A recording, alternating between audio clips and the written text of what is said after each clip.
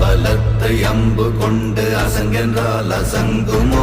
அம்பமற்ற பார்க்கடல் கலங்கென்றால் கலங்குமோ?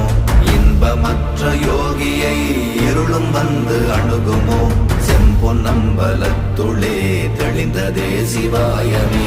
ஓம் நமச்சிவாய ஓம் ஓம் நமச்சிவாய ஓம் நமச்சிவாய ஓம் ஓம் நமச்சிவாய ஓம் நமச்சிவாய ஓம் ஓம் நமச்சிவாய ஓம் நமச்சிவாய ஓம் ஓம் நமச்சிவாய.